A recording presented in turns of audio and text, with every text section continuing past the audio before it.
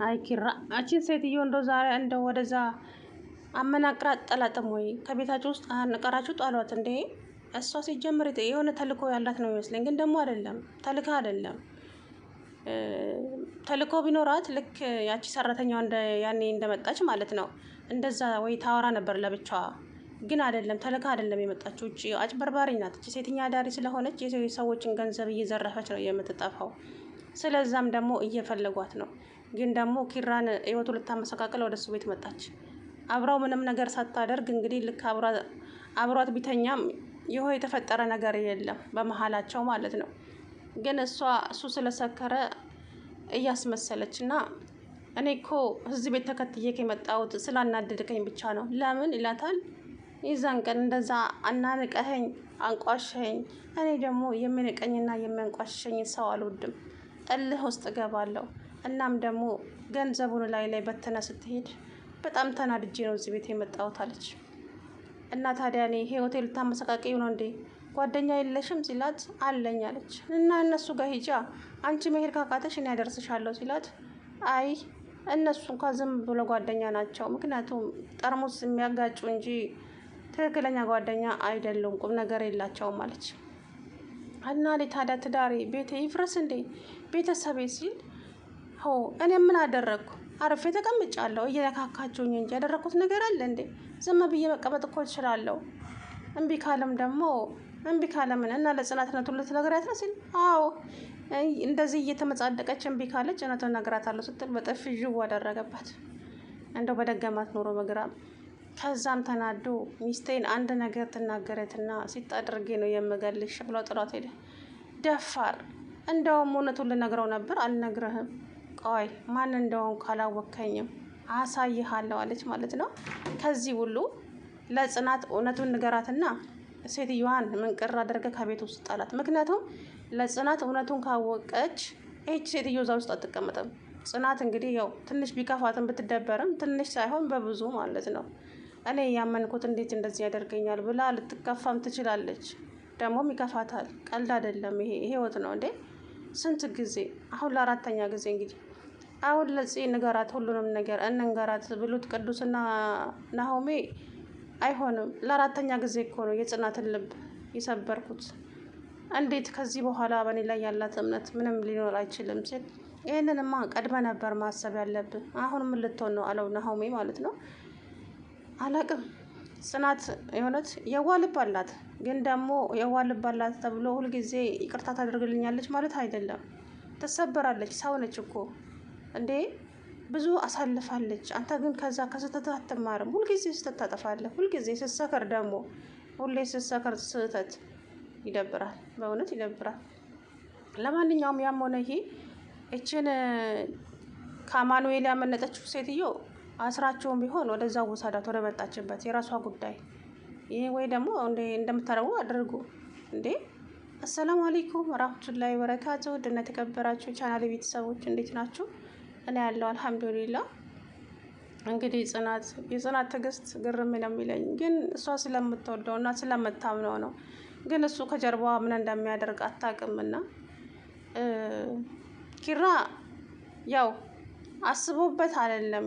ግን ደግሞ ሴትይቱ በቃ ልክ እንዳልሆነች ሲያውቅ የዛን ቀን ጥሏት ነበር መውጣት የነበረበት። ከዚች ከእብድ ጋር ቁጭ ብሎ መጠጣት አልነበረበትም። ሲጀመር ከቅዱስ ላይ ስልክ ተቀብላ ደወለችው እሷ።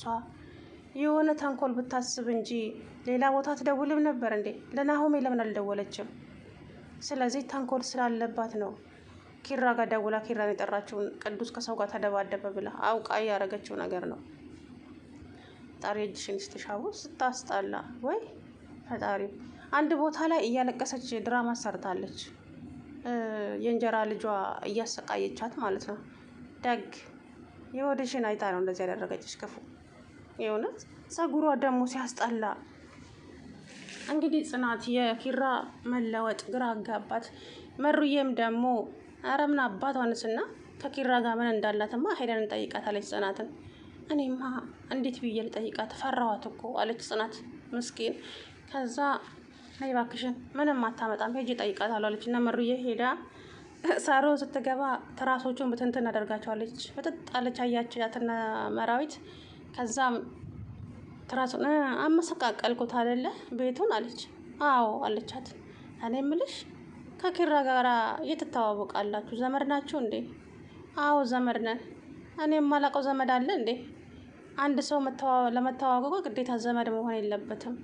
ግን ምን ነው አጥብቀሽ ጠየቅሽኝ አለቻት። አይ እንደው ዝም ብዬ ነው። እና ደግሞ ያቺም እንደዚሁ ማንን አንቺ ጽናትን ነው ትናገሪያት እንዴ ስትላት፣ አዎ ብትሆንስ ታዲያ እኔ ላይ ማንም አፉን እንዲከፍትብኝ አልፈቀደለትም።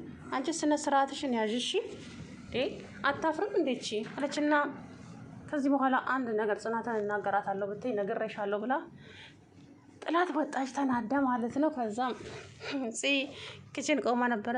ጋር ሄዳ ምን አለችሽ ስትላት፣ አረቺ እንዴ ጽናት ፈጣሪ ትዕግስቱን ይስጥሽ።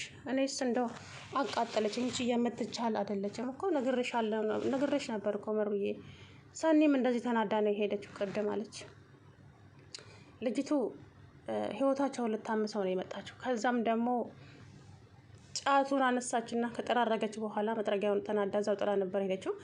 መጥረጊያውን ልትወስድ ስትመጣ ተገላልጣ ሶፋ ላይ እንዲሁ ተኝታለች። የዛ ሰዓት ወንድ ቢመጣስ አቋኮ ነው እንዴ ደግሞ ምንድነው እንደዚህ ተገላልጠሽ የተኛሽው አለች። አለበሰቻት። ለካ ሰኒ እውነቷን ነው ከናጋፋሪዎቿ ነው ያለችው አለችና አለበሰቻትና ሄደች። እዚህ ማለት ነው ልጅቱ አውቃ እናም ደግሞ ከኪራ ጋር ምንም የተፈጠረ ነገር የለም። አሁን አውቃ እየተጫወተችበት ነው። ወይኔ ቸኩሎ ባይመታት ኖሮ እውነቱን ትናገርና ከዛ ቤት መንቅሮ ያስወጣት ነበር የእውነት።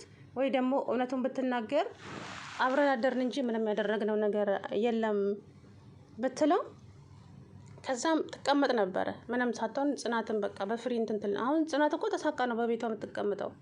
ምክንያቱም የኪራ ጸባይ መቀየር ምንድን ነው? እችስ ሴትዮ ምንድን ናት? እሱ ሴዛን ቀን የት ነው ያደረው?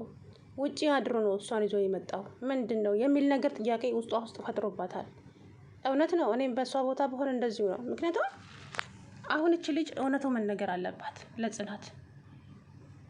ውሸትን አይቶ የለ እንዴ ከሱ የእናቱ መታመም ተደብቆት እንዴት እንደሆነ እንዴት እንደሚያም ያውቀዋል አይደለ? ጽናትም ደግሞ ይሄ ነገር ሲደበቃትና በኋላ ስትሰማ የሚፈጥርባትን ተጽዕኖ አስቡት። ስለዚህ እች ልጅ እውነቱ መስማት አለባት አሁን ማለት ነው ሳይቆይ። ኧረ ኪራ አበዛከው የምር። የራስን ጥፋት ሆኖ ደግሞ እኮ እንደው ልቧን ሰበርኩት እና ይሄን ካሰብክላት እኮ ቀደም ነበር እንጂ መጥኖ መደቆስ አሉ እንዴ። ልጅቱ እውነት ግራ ተጋብታለች። በቤቷ ውስጥ እንኳን እንደፈለገ መሆን አልቻለችም።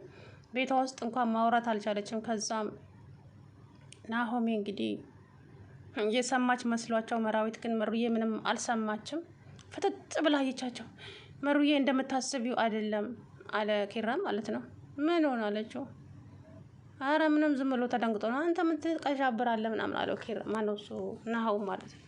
ግን ይህንን እውነታ ስትሰማ መራዊት ራሱ ናሆሜን ሰው አታደርገውም ለምን ደበከ ብላ ማለት ነው። እና ኪራ እውነቱን ተናገር ደፈር ብለ ማለት ነው።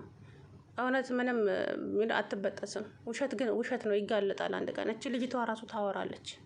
ምክንያቱም ከኪራ ጋር ምንም አላደረገችም። ግን ደግሞ ኪራ ጋር አብሬው አድሬያለሁ ለዛ ነው ቤቱ ይዞኝ የመጣው ብላ ትናገራለች። እናገራለሁ ብላለች እንደዚሁ የምትመጻደቅ ከሆነ። ጺም እንግዲህ ቤት ውስጥ ማውራት ስላልቻለች እና ወክ እናደርግ ብላ ይዛው ብትሄድም መንገድ ላይ ምንም አላወራት። ምንም እንዴ ኦኬ እናድርግ አልከው ግን ምንም አላወራህም ዘጋኸኝ እኮ ስትለው ዝም አልኩሽ አይደለ? አረ ዝምታ ሳይሆን ዘጋኸኝ። ግን ምንድነው የሆንከው? ቆይ ስራ በዝቶብኝ እኮ እሱን እያሰብኩ ነበረ ምናምን አለ። አይ ግን የሆነ የተፈጠረ ነገር ይሰማኛል። ረሳሁት ደግሞ አባ ደውሎ ሰላም ብሎሻል? እሺ አለች። አኮረፈች እና እንዴ ልታኮርፊ ነው እንዴ?